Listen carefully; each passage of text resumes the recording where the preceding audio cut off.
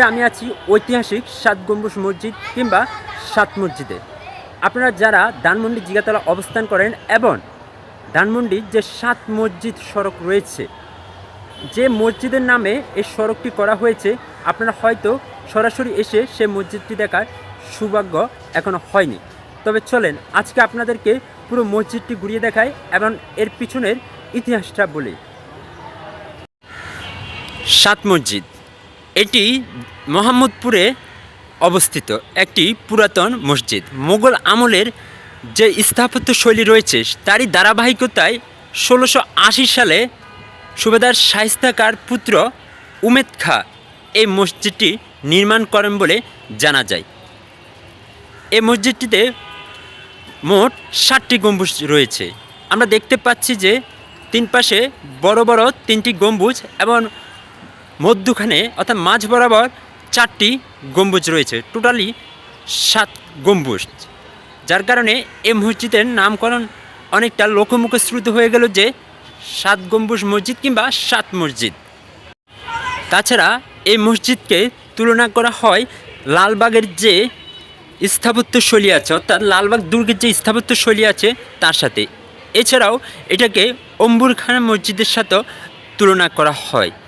তবে আপনারা যদি স্বচক্ষে দেখেন পুরাতন যে স্থাপত্যশৈলী রয়েছে তা অবশ্যই লালবাগ কেল্লার অর্থাৎ লালবাগ দুর্গের যে স্থাপত্যশৈলী রয়েছে তার সাথে তুলনা করা যায়।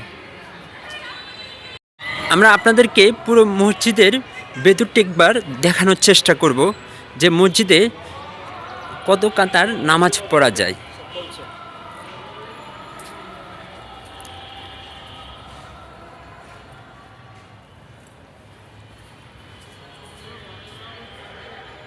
আমরা দেখতে পাচ্ছি যে মসজিদের ভিতরে 3 কাতার নামাজ পড়া যায়। টোটালি 90 জন মানুষ জামাতে অংশগ্রহণ করে মসজিদের ভিতরে নামাজ পড়তে পারবেন এবং এর বাইরেও প্রশস্ত জায়গা আছে যেখানে নামাজ পড়েন মুসল্লিরা। বর্তমানে এই মসজিদটি সরকারের পুরাতন স্থাপত্যশৈলীর একটি পুরাকীর্তি হিসেবে সংরক্ষিত রয়েছে।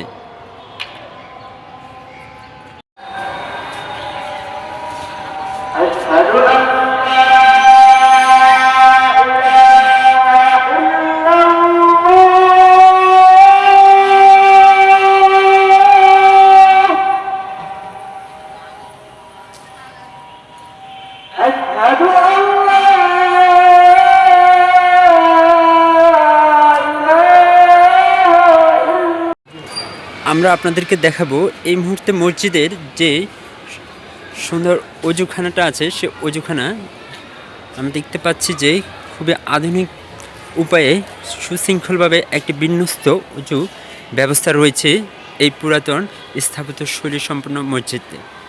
আমি জানি না এটি সে সময়ের নাকি নতুন করে তৈরি করা হয়েছে, অবশ্যই দেখে বোঝা যাচ্ছে যে একদম নতুন করে সংস্কার করা হয়েছে এই অজুখানাটি।